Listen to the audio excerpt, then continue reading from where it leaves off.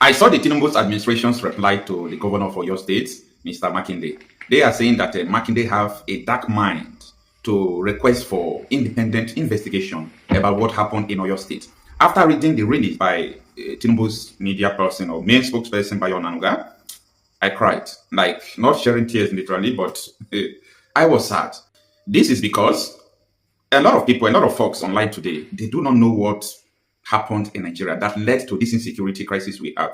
A lot of people don't know Nigeria. They are just on the internet and they started reacting to what they are seeing on the internet space. You don't know Nigeria. Makinde calling for independent investigation speaks a lot because there is something Makinde know. There is something he's aware of that he don't know how to say it. So the only way for him to say it is we want independent investigation.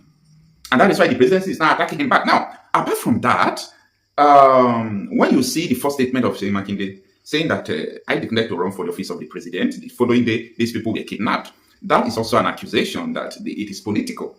But leave all these things apart. Let us go back to where this race started beating us. When you look at the two major terrorist organizations that have wrecked Nigeria, that have caused havoc in Nigeria, they are Boko Haram and Fulani militia. These people they call bandits. These are the two major terrorist groups that have caused a lot of things, dangerous things to Nigeria. Who created Boko Haram was Modu Sharif. He is now pro-Tinubu spokesperson, going from one national television to the other, trying to tell people to support Tinubu. Kashin Shettima, who is the vice president now, it is a boy who created Boko Haram, and they work together. Why is that man going free? See, sometimes if I want to say something, I don't want to demoralize people. No, I hate it demoralizing people. I want people to be in high spirits so that they'll be able to defend whatever that comes their way. But if you see who created Boko Haram, who appointed Boko Haram, he funded Boko Haram, he gave Boko Haram money, they buy ammunition, they started destroying churches, they sent Christians away from northern Nigeria, they did all sorts of things. The person is still going from one place to the another, campaigning for Tinubu. And maybe one way or the other, you will tell me that this insecurity will end. And that is why if I see some good security operatives who are trying their best, I pray for them. This is because they are dealing with evil around them. They are dealing with evil around them. They are dealing with evil around them. In the military, in the political terrain, evil moves, and it's affecting people who are working with their hearts. The whole soldiers in Nigeria are not the same. Soldiers have been infiltrated. You may have so many good people, but the evil ones are there. Now, someone who created the most dangerous terrorist, which is Boko Haram in Nigeria, is working free. And you think this insecurity will end. See, I want to say it blunt. Nigeria is not fighting insecurity. They are playing politics and playing game. And I will say it 100 times. I will say it in the court of law. Anytime you want to fight something, you start from the root. You can't have someone who created Boko Haram working free and you say you are sending through to go and fight Boko Haram. Are you stupid? No, you can't have someone who created Boko Haram, appointed Boko Haram as a commissioner, do everything, and you say you are sending your troop to go and fight Boko Haram. Delusional. Like, how can you create deterrence to make sure terrorists will fear you when they know that their leader is having a meeting with you? Their leader is having a meeting with you, and you are sending troops to come and fight them. I don't believe so many things in Nigeria system. No, I don't. Now, the second most dangerous group, if not even the first, is this Fulani militia, the bandits.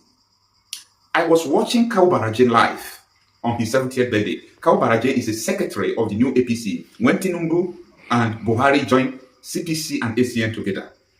They formed APC. Kawu Baraje was the national secretary. I was watching him live in his 70th birthday. Kawu Baraje was saying that we imported Fulani militia, these Fulani bandits, we imported them from Senegal, Gambia, Mali, and some Sahel countries to remove Goodluck Jonathan. Kawu Baraje is still alive. Tinubu is still alive. Okay? Oshomonde, all these people, they were part of the coalition. Dino Mendaye, Atiku joined them. Bukola Sariki joined them. Many people joined them. Aisha Yusuf joined them. Many people. Okay? I was watching these people. They masterminded the kidnap of Chibok girls. You understand? So, if you know history about Nigeria, you will not blame Sheyi Makinde for what he's doing. No. Chibok girls, it was staged.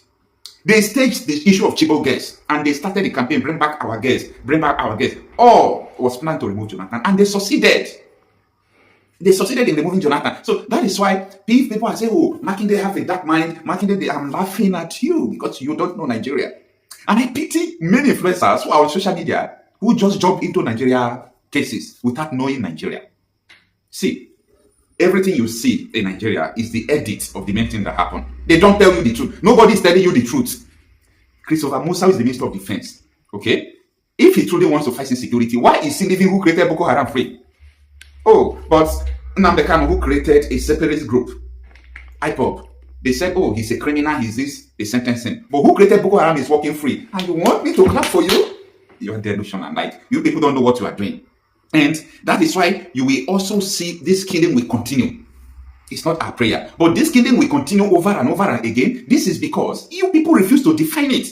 Ademodu Sheriff, who came to television to tell them that the North will not vote for P2B. I know he's just saying that terrorists will not vote for P2B. No problem, we understand. Because P2B is not a terrorist. He said that he was on that was Channels Television. You understand? That man, Ademodu Sheriff, with CDS Musa, or minister now, he's no longer chief of defense, or he's now a minister of defense.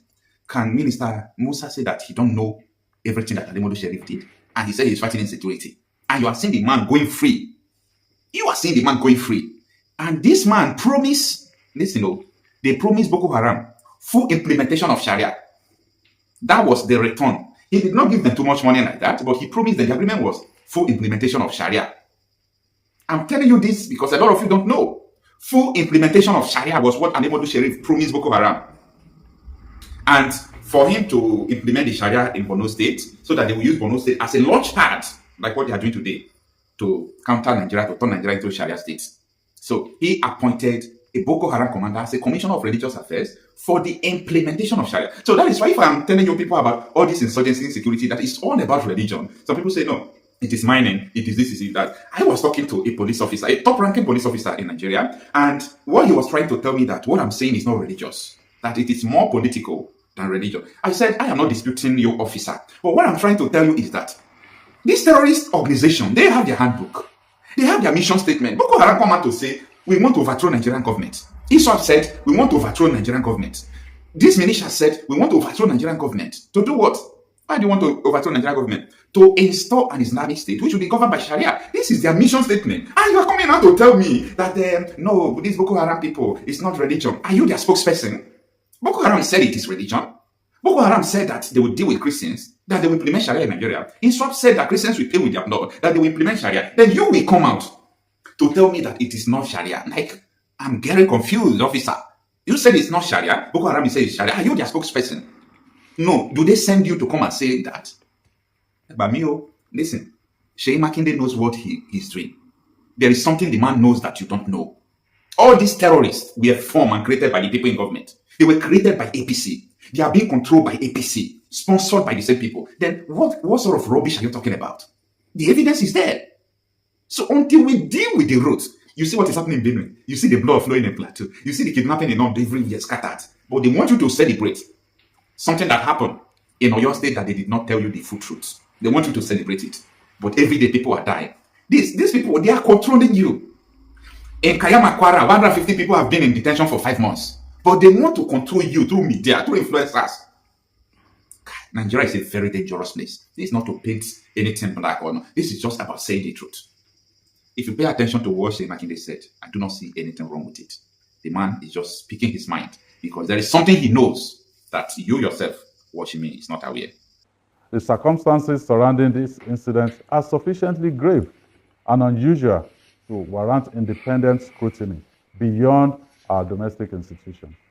I therefore, with a full sense of responsibility as the Executive Governor of Oyo State, call on the appropriate international human rights and accountability mechanisms, including those within the United Nations system, to closely examine the facts surrounding this abduction and the circumstances of its resolution. Such scrutiny is not intended to undermine our institutions. Rather, it is intended to reinforce public confidence that the truth will be established and that every person found to bear responsibility, regardless of office, influence, or affiliation, will be held accountable. Under the Constitution of the Federal Republic of Nigeria, the primary responsibility for national security rests with the federal government and the security agencies under its command. The Nigerian people, therefore, deserve a full and transparent account of what happened, who was responsible, whether there were institutional failures, negligence, or collusion at any level, and what measures must now be taken to ensure that no community is ever subjected to such an ordeal again. This is not about politics. It is about justice for the victims, reassurance for our people, and restoring public confidence that every Nigerian child can go to school without fear. While we give thanks today, we must also remain vigilant. The threat posed by criminal elements has not disappeared. Experience from other parts of our country has shown that terrorist and bandit groups often seek to strike again where they perceive vulnerability. We must therefore not allow this moment of relief to become a moment of complacency.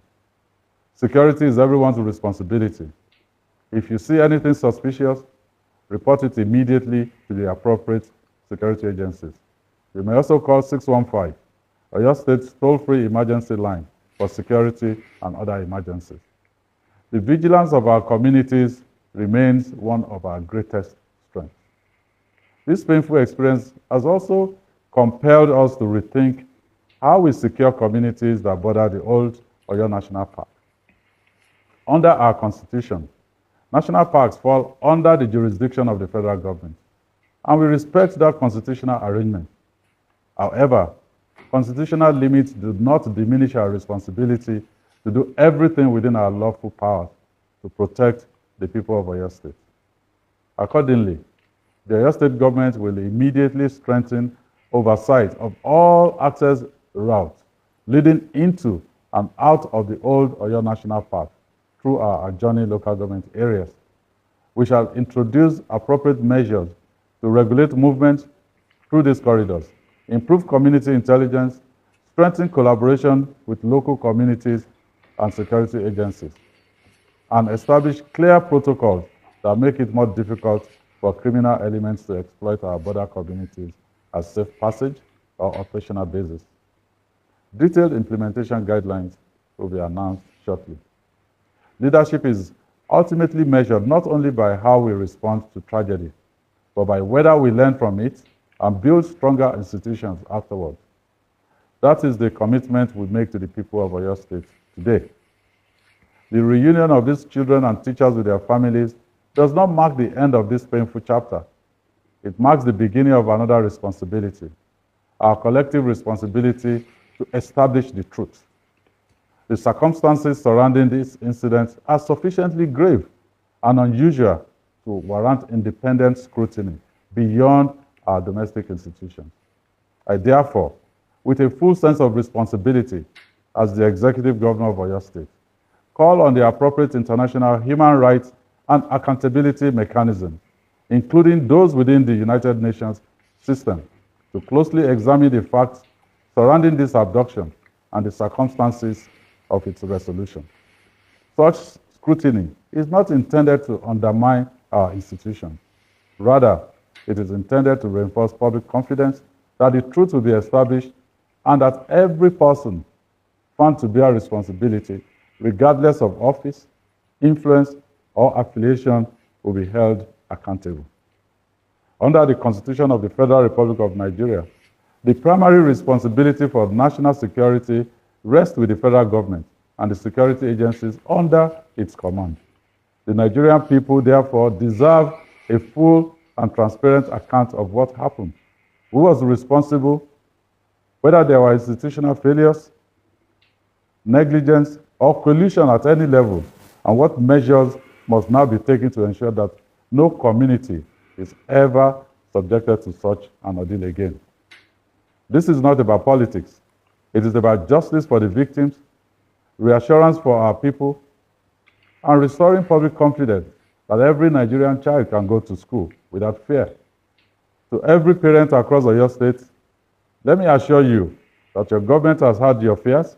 We will not relent until every lawful step has been taken to make our schools and communities safer for our children. As the government of Oyo State, we will continue to support every lawful effort that strengthens our security architecture, protect our people, and brings every person responsible for this tragedy to justice. May Almighty God continue to watch over us. God bless Oyo State, and may God bless the Federal Republic of Nigeria. Like this, we want to share never. Yes, yeah, we also saw the video. You understand? So when Makinde, you understand?